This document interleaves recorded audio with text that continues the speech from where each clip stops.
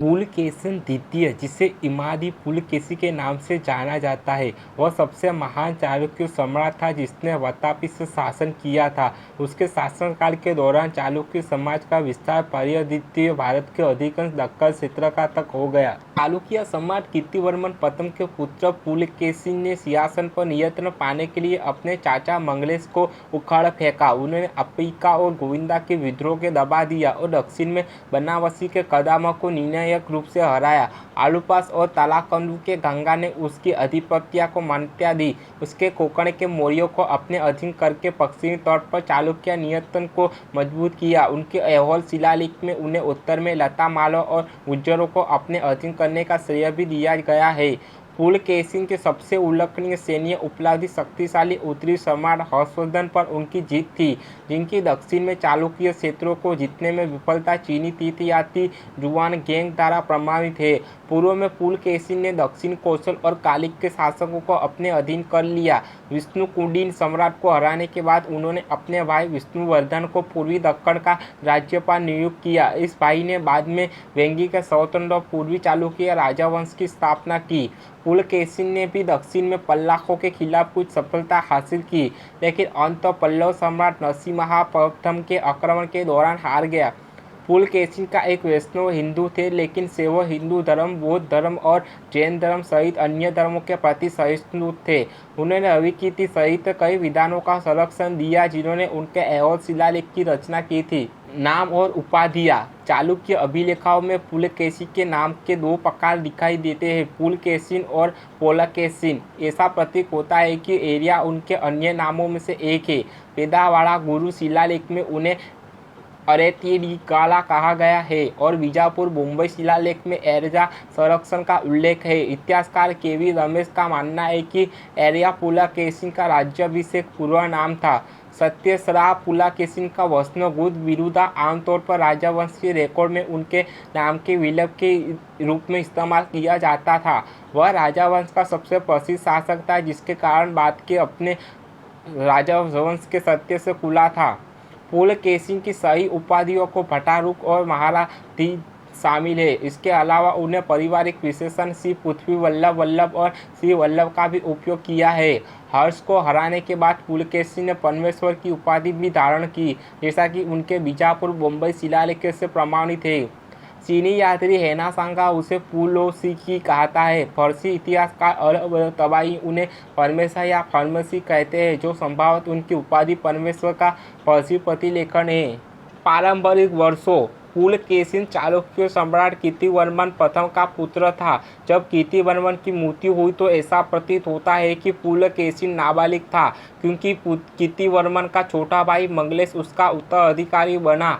कल्याणजिन के बाद के चालुक्यों के शिलालेख जो वातापी के चालुक्य वंशज होने का दावा करते थे, कहते हैं कि मंगलेश ने प्रशासन का भार अपने ऊपर ले लिया क्योंकि पुलकेशिन नाबालिग था। हालांकि इन शिलालेखों में यह भी गलत दावा किया गया है कि जब पुलकेशिन बड़ा हुआ तो मंगलेश ने ऐसे अनुकरणीय व्यवहार के लिए चालुक्य वंश की प्रशंसा करते हुए पुलकेशिन को राज्य वापस कर दिया। यह दावा पुलकेशिन के स्वयं के ऐहोल शिलालेख द्वारा खंडित है और पुलकेशिन द्वारा मंगलेश के उखड़ फेंकने का डर से किया गया प्रसिद्धित होता है। इन दोनों व्यक्तियों को बीच संघर्ष का सटीक विवरण स्पष्ट रूप से है, क्योंकि ऐहोल शिलालेख इसका वर्णन रहस्यमय तरीके से करता है। यह संभव है कि मंगलेश ने शुरू में एक शासक के रूप में शासन किया, लेकिन बाद में सिंहासन पर कब्जा करने का फैसला किया। ऐहोल शिलालेख के अनुसार मंगलेश को पुलकेशिन से ईर्ष्या थी, क्योंकि पुलकेशिन लक्ष्मी की पसंदीदा थी। इसलिए पुलकेशिन ने निवासन में जाने का फैसला किया। इसके बाद मंगलेश का हर तरफ से कमजोर हो गया, क्योंकि पुलकेशिन ने अच्छी सलाह और ऊर्जा के उपाय का इस्तेमाल किया। अंततः मंगलेश को एक साथ ही तीनों चीज़ें छोड़नी पड़ी: अपने बेटे के लिए सिंहासन सुनिश्चित करने का उनका प्रयास, उनका राज्य और उनका अपना जीवन। उपरोक्त विवरण से पता चलता है कि जब पुलकेशिन वयस्क हो गया तो मंगलेश ने सिंहासन पर उसके दावे को खारिज कर दिया और संभवतः अपने ही बेटे को उत्तराधिकारी नियुक्त किया। पुलकेशिन निवासन में चला गया, जिसके दौरान उसने मंगलेश पर हमला की योजना बनाई होगी। उसने अंततः मंगलेश को हरा दिया और मार डाला। अधिनाकृत पैदावार गुरु शिलालेख में राणा विक्रम की अधीनता के बाद पुलकेशिन द्वारा एलापट्टू शिबिका के गांव का अनुदान दर्ज किया गया है। एक सिद्धांत के अनुसार यह रणविक्रम मंगलेश था जिसने रणविक्रम की उपाधि धारण की थी और जिसे एलापट्टू शिबिके में लड़े गए युद्ध में मंगलेश ने हराया था। हालांकि एक अन्य सिद्धांत रणविक्रम की पहचान बना राजा के रूप में करता है। पुलकेशिन का हैदराबाद शिलालेख 613 ई में कहा है और इसके शासनकाल के 30वें वर्ष के दौरान जारी किया गया था, जिससे पता चलता है कि वह सी में सिंहासन पर बैठा होगा। 610-611 ई पूर्व में उनके स्वर्ण ग्रहण का सटीक वर्ष आधुनिक विद्वानों के बीच बहस का विषय है। 610-611 की यह गोवा अनुदान शिलालेख जो श्री पृथ्वी वल्लभ महाराज नामक एक अन्य चालुक्य अधिपति को संदर्भित करता है। संभवतः पुलकेशिन का पूर्ववर्ती मंगलेश के शासनकाल के दौरान जारी किया गया था।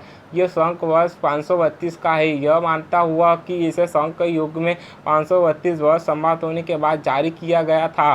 जारी करने की तारीख 4 जनवरी 611 ई थी। हालांकि यदि हम यह मान लें कि यह तब जारी किया गया था जब संघ युग का 532वां वर्ष चालू था, इसे 5 जुलाई 610 ई पूर्व माना जा सकता है। इस शिलालेख के आधार पर मंगलेश के शासनकाल का अंत विभिन्न पत्रकाल से 610 ई पूर्व या 611 ई पूर्व माना जाता है। मामला मरुतुग शिलालेख से और भी जटिल हो गया है, जो पुलकेशिन के 8वें शासनकाल का है और ज्येष्ठ माह की अमावस्या के दिन सूर्य ग्रहण के अवसर पर जारी किया गया था। आधुनिक गणना के अनुसार यह सूर्य ग्रहण 21 मई 616 ई को हुआ था, जिसका अर्थ यह होगा कि पुलकेशिन 609 ई में सिंहासन पर बैठा था। सैन्य विजय। ऐसा प्रतीत होता है कि मंगलेश की मृत्यु के बाद पुलकेशिन को कोई प्रतिनिधित्व विरोध का सामना करना पड़ा, जिसमें वे लोग भी शामिल थे जो मंगलेश के प्रति वफादार थे और वे लोग जो उत्तराधिकारी चालुक्य युद्ध के परिणाम स्वरूप हुई उथल पुथल का फायदा उठाना चाहते थे। ऐहोल शिलालेख में घोषणा की गई कि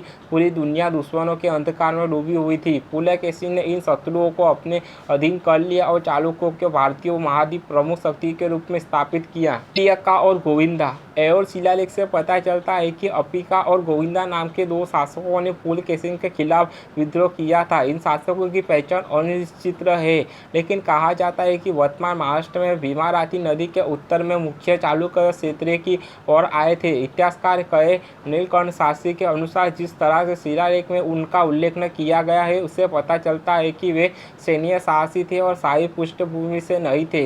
हालांकि इतिहासकार दुर्गा प्रसाद दीक्षित के अनुसार उसके नाम से पता चलता है कि वे राष्ट्रकूट शाखा से संबंधित हो सकते थे, जो मान्यता खेता शाही राष्ट्रकूटों से अलग थी।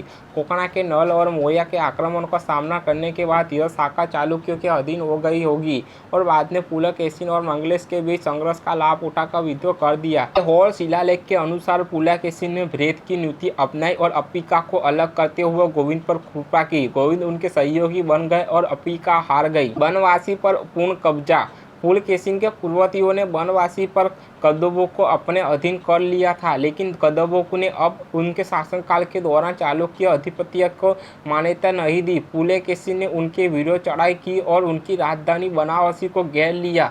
ऐहोल शिलालेख से पता चलता है कि कदंबों ने कड़ा प्रतिरोध किया, लेकिन अंततः हार गया। इस समय कदंब शासक संभवतः भोगीवर्मन था। पुलकेशिन के कदंब राजवंश को समाप्त कर दिया और उनके क्षेत्रों को अपने साम्राज्य में मिला लिया। उन्होंने इस क्षेत्रों को अपने जागीरदारों के बीच विभाजित किया। कदंब साम्राज्य का बड़ा हिस्सा कदंब मंडल नाम के तहत हल्लुपास को दिया गया था। बनारसी का नागरगढ़ में प्रभाग क्षेत्रों को दिया गया था। प्रथम अरब आक्रमण का पत्रिकार। भारत पर पहला अरब खलीफाई आक्रमण 636 ई में वर्तमान मुंबई के निकट थाना को जीतने के लिए समुद्र के रास्ते एक अभियान था। यह दूसरे खलीफा उमर इब्न अल्लाह खातम के जोरदार इस्लामिक विस्तारवादी शासन के दौरान किया गया था, जो पूरी दुनिया का इस्लामीकरण करने के लिए एक धर्मांतरण मिशन पर था।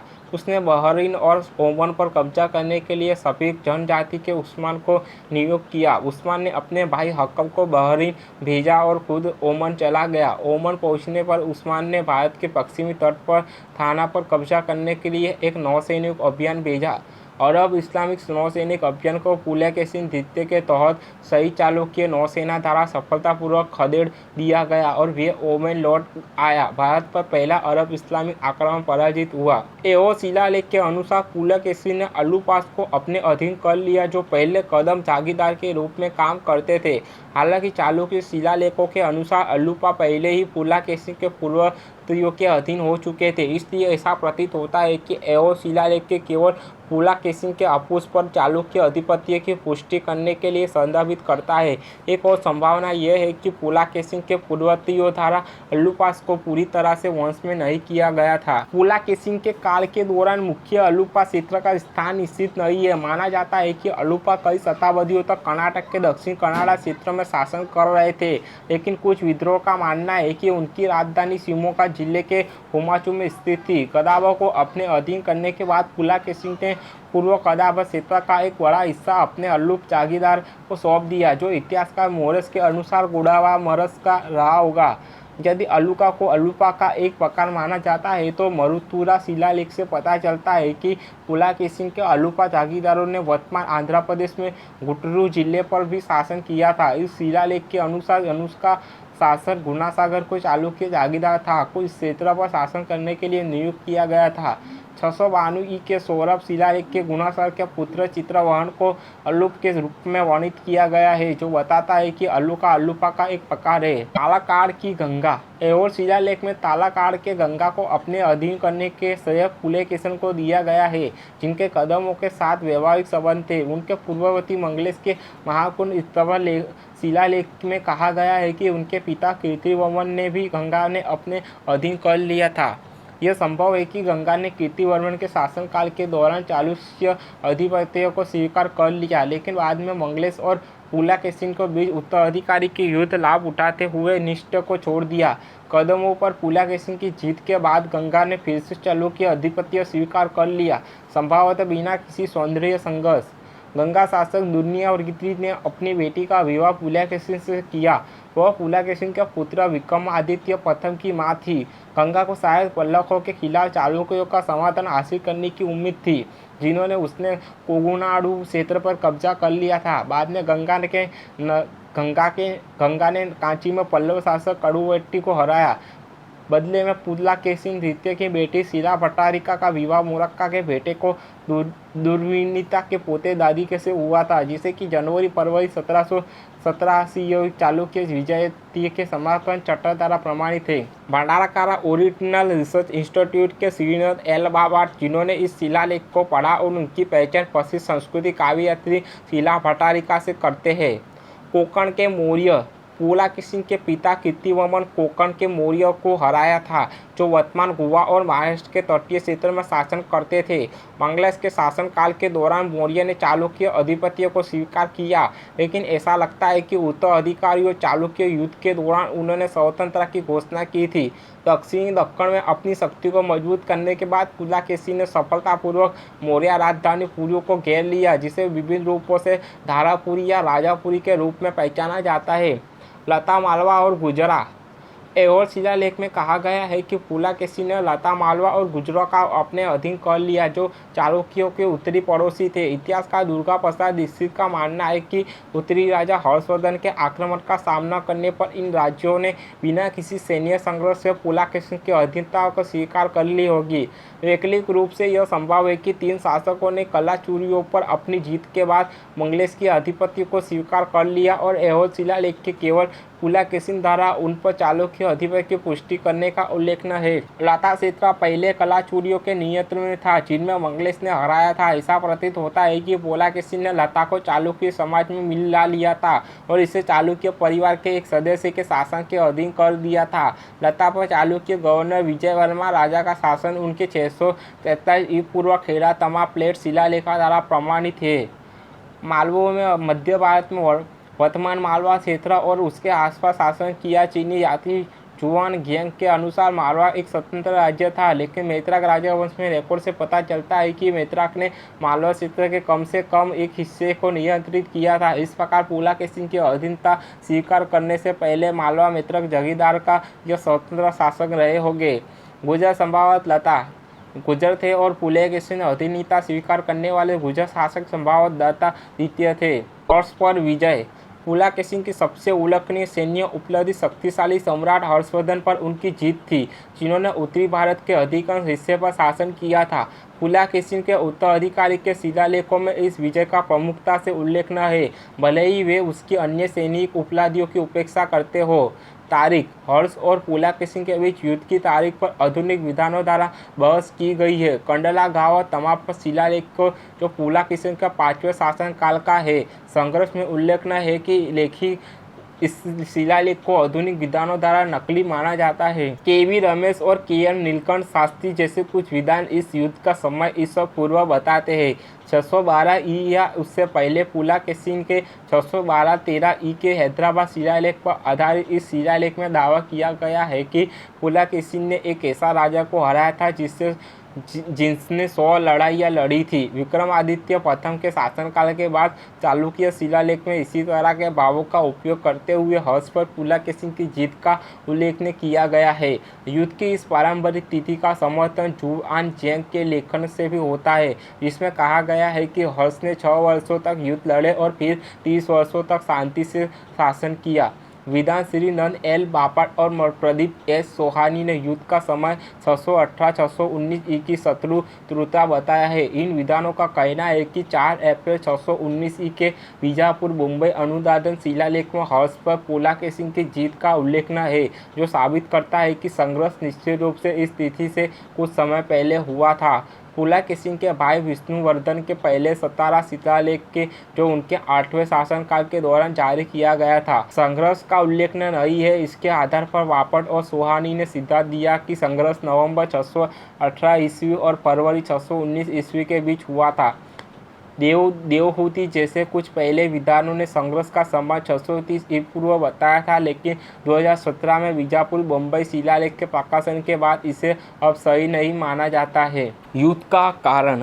हर्ष और पुलकेशिन के बीच युद्ध का कारण निश्चित नहीं है। इतिहासकार नीलकंठ शास्त्री का सुझाव है कि हर्ष के बढ़ावे प्रभाव ने लता मालवा और गुर्जरों को पुलकेशिन की अधीनता स्वीकार करने के लिए प्रेरित किया होगा। इतिहासकार दुर्गा प्रसाद दीक्षित कहते हैं कि 3 राज्य हर्ष के पिता प्रभाकर वर्धन के दुश्मन माने जाते हैं, जैसे कि हर्ष के दरबारी कवि बनाने के प्रमाणित किया है। यह शत्रुता संभवतः हर्ष के शासनकाल के दौरान भी जारी रही। मालवा राजा ने हर्ष के पूर्ववर्ती राज्यवर्धन की हत्या में भूमिका निभाई और हर्ष के बनोई मोखरी शासक ग्रह वर्मान की भी हत्या कर दी। गुर्जर शासक दत्ता द्वितीय ने हर्ष के विरुद्ध मित्रक वंश की सहायता की। जब हर्ष ने इन 3 राज्यों के खिलाफ कार्रवाई करने का फैसला किया तो उनके शासकों से संभवतः पुलकेशिन ने सुरक्षा मांगी। पुलकेशिन ने हर्ष को विरोधियों का शरण दी होगी। विद्वान श्री नंद एल बापट और प्रदीप एस सोहानी के अनुसार चालुक्य अभिलेख में उल्लेखनीय मालवा वंश के गुप्त थे, जिन्होंने मालवा क्षेत्र को नियंत्रित किया था। मालवा क्षेत्र में मित्र का प्रभाव के विस्तार ने हर्ष का ध्यान आकर्षित किया होगा। मित्रक शासक शिलादित्य प्रथम में लाटस मालवा और गुर्जरों के खिलाफ पुलकेशिन के उत्तरी अभियान के दौरान उसके प्रति सहानुभूति व्यक्त की होगी। इस स्थिति के परिणाम स्वरूप अंततः हर्ष और पुलकेशिन के बीच संघर्ष हुआ। एक और संभावना यह है कि हर्ष ने मंगलेश और पुलकेशिन के बीच संघर्ष और उत्थान उथल-पुथल का फायदा उठाने का फैसला किया और चालुक्य साम्राज्य पर आक्रमण किया। पुलकेशिन के खिलाफ अपने मार्च के दौरान हर्ष पीछे हटने के लिए मजबूर होने से पहले नर्मदा नदी तक आगे बढ़ गया। परिणाम। पुलकेशिन के ऐहोल शिलालेख में दावा किया गया है कि हर्ष का हर्ष डर के कारण पिघल गया, क्योंकि उसके हाथी युद्ध में गिर गए थे। उनका शासनकाल एकमात्र अन्य शिलालेख जिसमें इस लड़ाई का उल्लेख है वह बीजापुर मुंबई शिलालेख है। हर्ष के दरबारी कवि बनाना ने अपनी जीवनी हर्ष चरित्र में इस संघर्ष का उल्लेख नहीं किया, संभवतः अपने संरक्षण को नकारात्मक रूप से चिंतित करने से बचने के लिए। हालांकि हर्ष के विरुद्ध पुलकेशिन की सफलता की पुष्टि अन्य स्वतंत्रता स्रोतों से होती है। चीनी यात्री जुआन जैंग को जो पुलकेशिन के साम्राज्य को मोहोलाचा कहते हैं, हर्ष के विरुद्ध पुलकेशिन की सफलता का प्रमाण प्रदान करते हैं। जुआन जैंग का कहना है कि शिलादित्य ने पूर्व से पश्चिम तक देशों पर विजय प्राप्त की थी और अपनी सेना के साथ भारत के सुदूर हिस्सों तक मार्च किया था। केवल मोहोलाचा के लोगों ने उसकी अधीनता स्वीकार करने से इनकार कर दिया था। जुआन जैंग ने आगे कहा कि हर्ष ने अपने राज्य के विभिन्न हिस्सों से सेना इकट्ठी की, अपने 100 से कमांडर को बुलाया और मोहोलाचा के लोगों को दंडित करने के लिए खुद से सेना का नेतृत्व किया, लेकिन उन्हें अपने अधीन नहीं कर सका। राष्ट्रकूट जिन्होंने अंततः पुलकेशिन की मृत्यु के कई वर्षों तक बाद में चालुक्यों को उखाड़ फेंका, यह भी दावा करते हैं कि उन्होंने राजवंश को हराया जिनसे हर्षवर्धन पर जीत का दावा किया था। इस प्रकार अप्रत्यक्ष रूप से पुलकेशिन की उपलब्धि की पुष्टि हुई। ऐहोल शिलालेख में काले कप रूप से कहा गया है कि पुलकेशिन के हाथियों को नर्मदा नदी के किनारे विंध्य पहाड़ों के पड़ोस से बचाना पड़ा, क्योंकि वे अपने थोक में पहाड़ों से प्रतिस्पर्धा करते हैं। इतिहासकार की नीलकंठ शास्त्री का अर्थ यह है कि पुलकेशिन ने अपनी हाथी सेना को कठिन विंध्य इलाके में नहीं भेजा और पैदल सेना के साथ दौरों की रक्षा की। श्रीनद एल बापट और प्रताप एस सोहानी के अनुसार शिलालेख से पता चलता है कि पुलकेशिन की सेना ने बाद में हर्ष के राज्य पर आक्रमण करने के लिए विंध्य को पार करने की कोशिश की, लेकिन असफल रही, जो बता सकते हैं कि पुलकेशिन के शासनकाल के केवल 2 शिलालेख ही क्यों हैं। हर्ष के साथ उसके संघर्ष का उल्लेख न कीजिए। दक्षिण कौशल और कलिंग। ऐहोल शिलालेख में कहा गया है कि कौशल और कलिंग के शासकों ने बिना किसी प्रतिरोध के पुलकेशिन की अधीनता स्वीकार कर ली।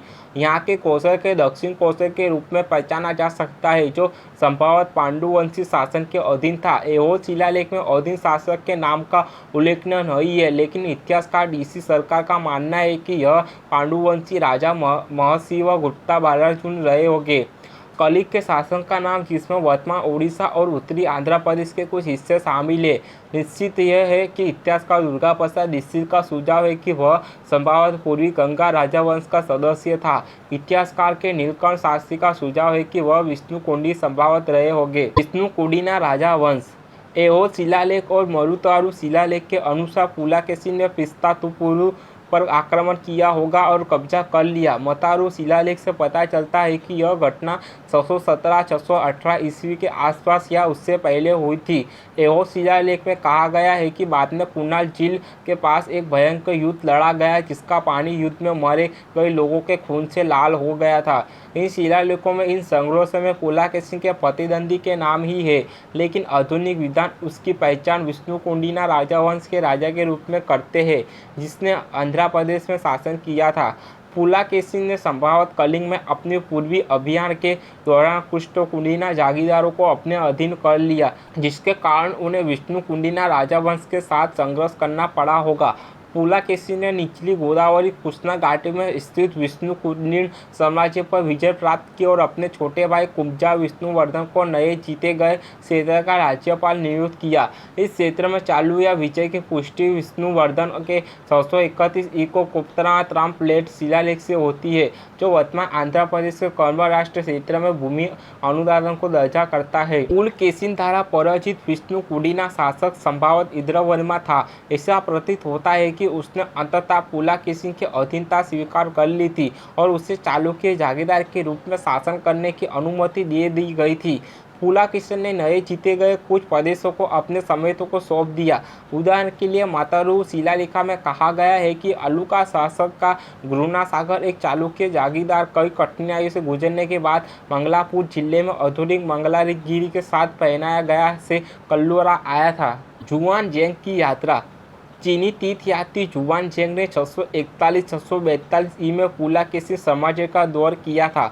वह चालुक्य सम्राट को मोहोलाचा का शासन कहता है और सम्राट हर्ष के खिलाफ पुलकेशिन द्वितीय की सफलता की पुष्टि करता है। चालुक्य साम्राज्य में पहुंचने से पहले उन्होंने पल्लवा राज्य का दौर किया था, लेकिन उन्होंने दोनों राज्यों के बीच किसी भी संघर्ष का उल्लेख नहीं किया, संभवतः इसीलिए क्योंकि उन्हें बड़े राजनीतिक परिवर्तनों के बारे में पता नहीं था, क्योंकि उनकी मुख्य रुचि राजनीति के बजाय बौद्ध धर्म थी। जुआन जैंग ने पुलकेशिन का वर्णन का एक दूरदर्शी शासक और चतुर व्यक्ति के रूप में किया है, जो सभी पर दया करता है। सम्राट की प्रजा संभव में से लंबी और मजबूत थी और संभव से घमंडी और लापरवाह थी। दयालुता के लिए आभारी और अन्य के लिए प्रोत्साहन लाने वाली, उन्होंने बेवफाई की बजाय मौत को प्राथमिकता दी और अगर उनके परिवार का अपमान किया गया तो उन्होंने दंड युद्ध का आह्वान किया। जुआन जैक के अनुसार सम्राट युद्धापी था और सैन्य कला से प्यार करता था क्योंकि वह जन्म से शास्त्रीय था। उनकी अनुशासित सेना में कई हजार लोग, कई सैकड़ों युद्ध हाथी शामिल थे। लड़ाई से पहले शराब के नशे में धूत हाथियों का इस्तेमाल दुश्मन की आक्रामक पंक्तियों को तोड़ने के लिए किया जाता था। जब उसके सेनापति हार गए तो उन्हें सजा नहीं दी गई, बल्कि महिलाओं की पोशाक पहनाने का आदेश देकर अपमानित किया गया। युद्ध हारने वाले सैनिक सम्मान के तौर पर आत्महत्या कर लेते थे। जुआन जैक के अनुसार साम्राज्य की राजधानी बरूकच से लगभग 1000 ली दूर एक बड़ी नदी के पूर्व स्थित थी। यह वर्णन चालुक्य राजधानी वातापी में फिट नहीं बैठता है। आधुनिक विद्वान हेनसांगा द्वारा उल्लेखनीय शहर की पहचान नासिक के रूप में करते हैं। हालांकि यह पहचान निर्णायक नहीं है। यह संभव है कि जुआन जैक ने नासिक में कुछ समय बिताया है, जो बौद्ध धर्म का एक महत्वपूर्ण केंद्र था, और इसे साम्राज्य की राजधानी समझ लिया।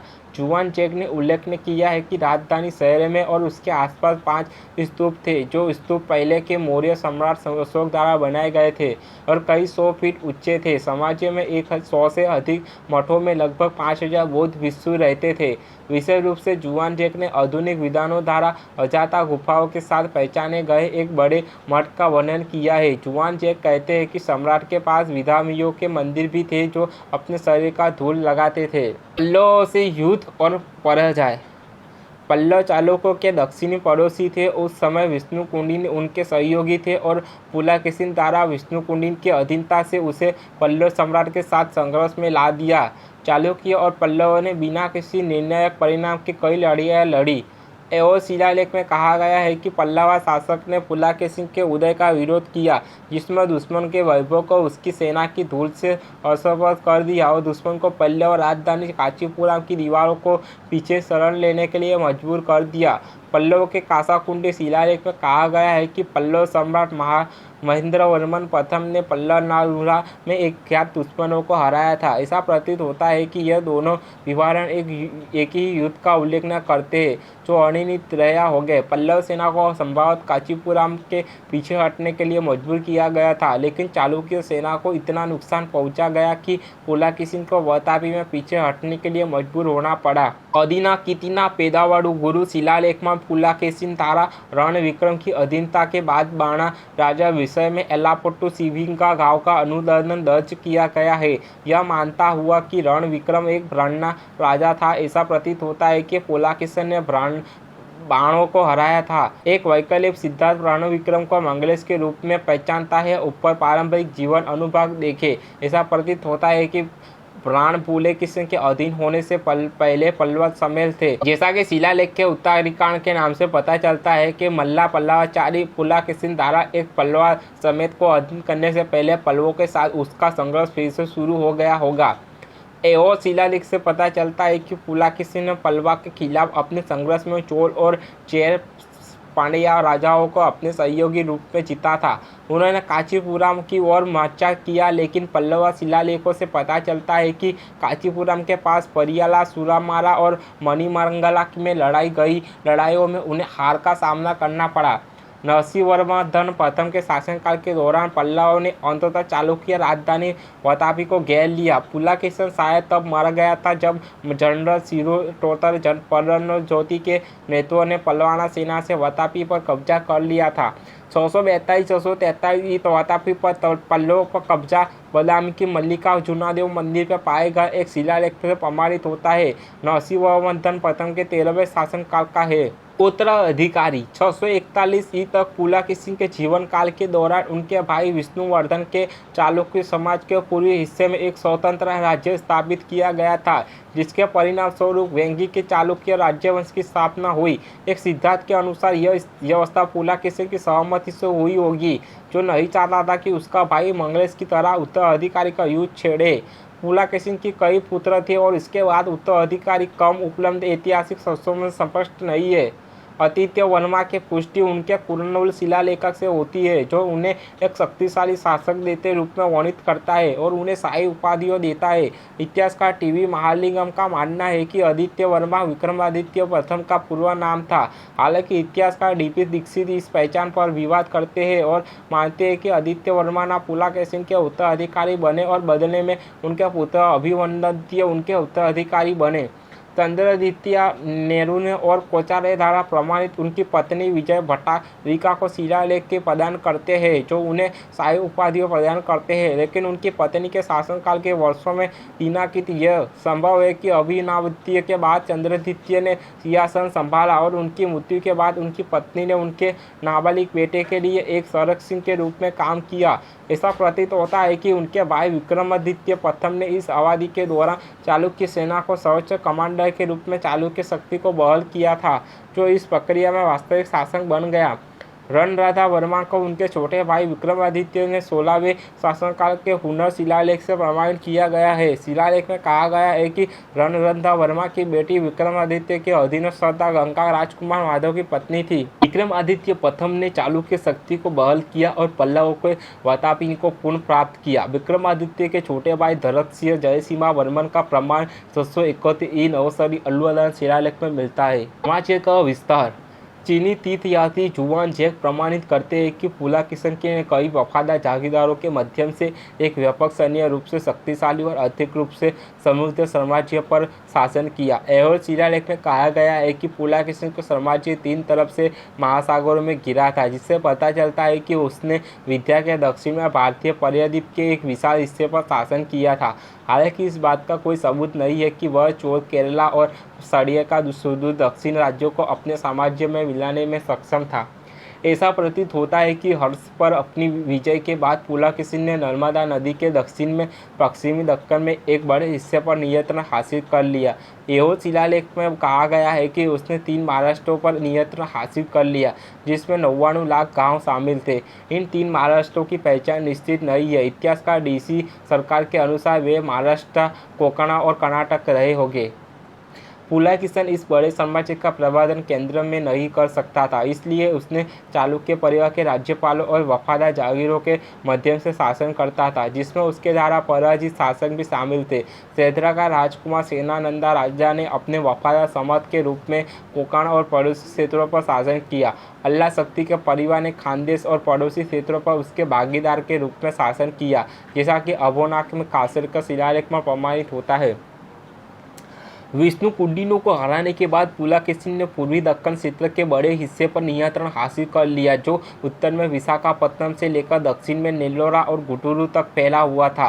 पुलकेशिन के अपने छोटे भाई विष्णुवर्धन को, जो पहले वेल्लामुल्ला इसके उनके गवर्नर के रूप में कार्य किया था, पूर्वी डेक्कन में वेगी के गवर्नर के रूप में नियुक्त किया। विष्णुवर्धन ने अपने 631 ईपू को कोप्पारामा शिलालेख में पुलकेशिन की आधिपत्यता को स्वीकार किया है, लेकिन अपने 641 ईपू चिरुपल्ली शिलालेख में खुद को एक स्वतंत्र शासक के रूप में दावा किया है।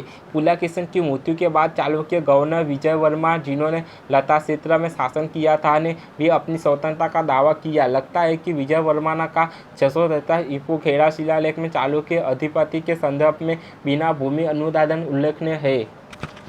9वीं शताब्दी के फारसी इतिहास का अल तबरी के अनुसार पुलकेशिन ने वर्तमान ईरान के ससनियन सम्राट का खुसरो द्वितीय के साथ राजनीतिक संबंध बनाए रखे। पुलकेशिन ने ससनियन सम्राट के 26वें शासनकाल के दौरान खुसरो द्वितीय और उनके बेटों को महंगे उपहार को पत्र भेजे। इस दूतावास की तिथि सी बताई जा सकती है। 1870 के दशक में वास्तुशिल्पी इतिहासकार जेम्स फर्ग्यूसन ने सिद्धार्थ द्वितीय की अजंता गुफा का एक का पेंटिंग में पुलकेशिन के दरबार में ससेनियन दूतावास को दर्शाया गया है। पेंटिंग में विदेशी पोशाक में कई आकृतियों को दर्शाया गया है। फर्ग्यूसन ने पोशाक को शासनीय दूतावास को दर्शाया गया है। पेंटिंग में विदेशी पोशाक में कई आकृतियों को दर्शाया गया है। फर्ग्यूसन ने पोशाक को सासेनियम के रूप में पहचाना और वास्तव किया है कि सासेनियन सम्राट में चालुक्य साम्राज्य में एक वापसी दूतावास भेजा। इस सिद्धांत के अन्य विधानों द्वारा व्यापक रूप से स्वीकार किया गया था, लेकिन अब इसे सही नहीं माना जाता है। पेंटिंग जिसमें वास्तव में फर्सी या सासेनियन पोशाक में विदेशियों की यात्रा शामिल है, वास्तव में महासुदर्शन जातक के एक दृश्य को दर्शाती है जिसमें सिंहासन रूढ़ राजा को उसके पिछले जन्मों से एक में राजा के रूप में बुद्ध के रूप में पहचाना जा सकता है। अजंता की गुफाओं में सासेनियन कपड़ों में कई पुरुषों का समावेश उस समय मध्य भारत में सासेनियन व्यापारी का साम्राज्य की बड़ी संख्या को दर्शाता है, और यह तथ्य कि वे भारतीयों के लिए गहन रुचि का विषय थे। भारतीय और सासेनियन साम्राज्य के बीच अच्छे संबंधों ने फारसी शरणार्थियों के भारत में प्रवेश का प्रोत्साहित किया, जिन्हें फारस में अरब इस्लामिक उपनिवेशियों द्वारा गंभीर रूप से सताया गया था। वे दक्कन में पश्चिमी तट पर बस गए और फारसी समुदाय की स्थापना की। धर्म और धार्मिक नीति। पुलकेशिन एक वैष्णव हिंदू थे, जैसे कि लाहौर त्रमप्लेट शिलालेख से प्रमाणित होता है, जो उन्हें परम भगत कहते हैं, और पिम्पलेनर त्रमप्लेट शिलालेख जो बताता है कि वह विष्णु की वंशावली से संबंधित थे। उनके कई शिलालेख भगवान विष्णु को नमस्कार के साथ शुरू होते हैं और विष्णु के अवतार वैभव को चित्रित करने वाले प्रतीका की वाली मुहारे हैं।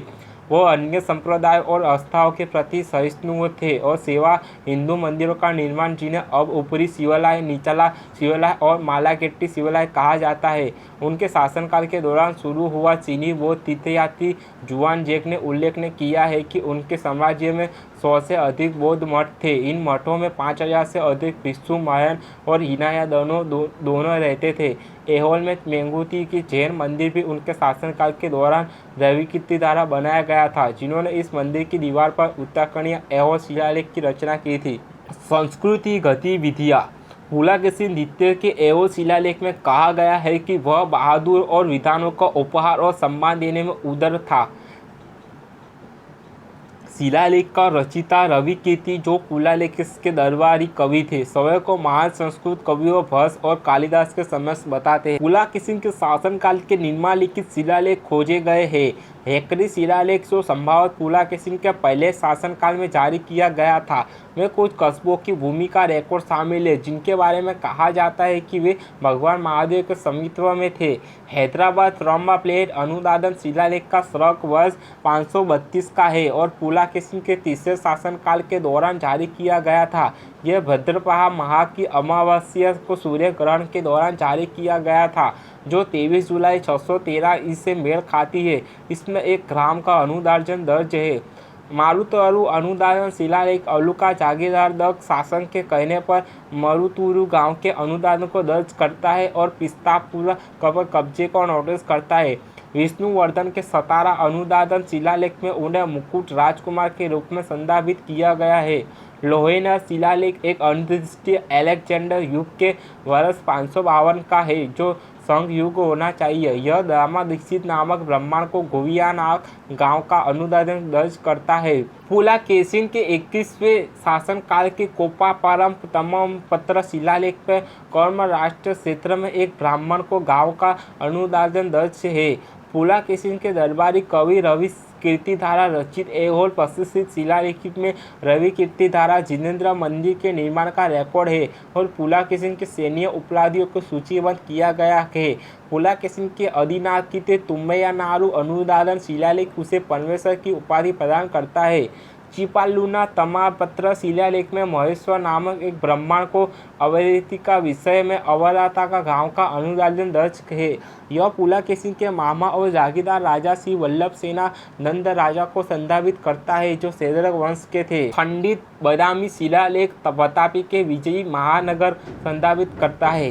हीरेबंदी शिलालेख में तिरकाधारा भूमि अनुदान कर उल्लेख है।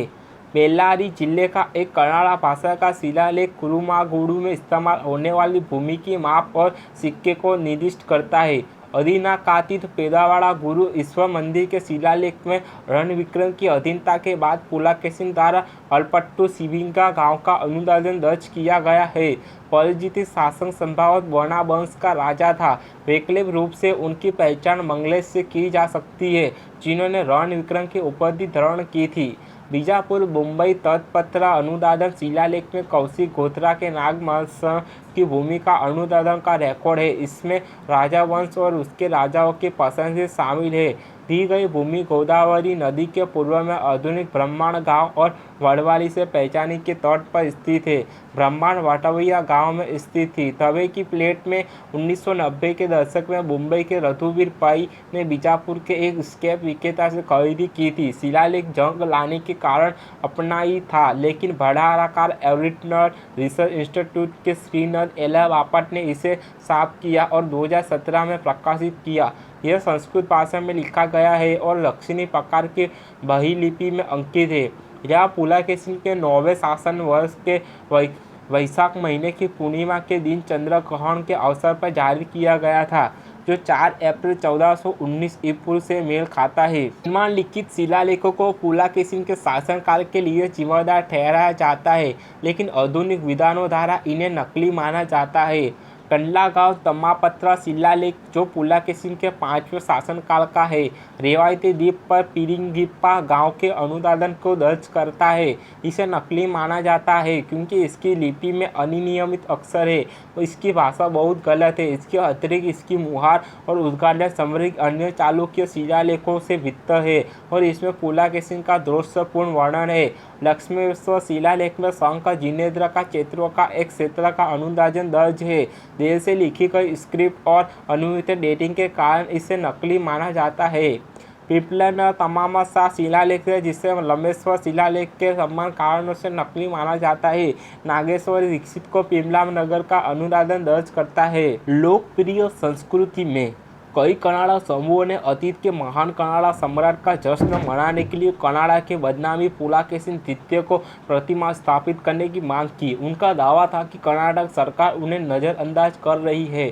डॉक्टर राजेंद्र कुमार अभिनीत 1967 की कन्नड़ फिल्म इमादी पुलकेशिन द्वितीय के जीवन पर आधारित थी। कलिंग कृष्णमूर्ति का तमिल भाषा का ऐतिहासिक उपन्यास शिवगामी शपथम चालुक्य सम्राट पुलकेशिन द्वितीय द्वारा की घेरबंदी कराने और नरसिंहवंदन पर प्रथम द्वारा चालुक्यों की राजधानी वातावी पर हमला करके इसका बदला लेने की ऐतिहासिक घटना का इर्द गिर्द घूमता है।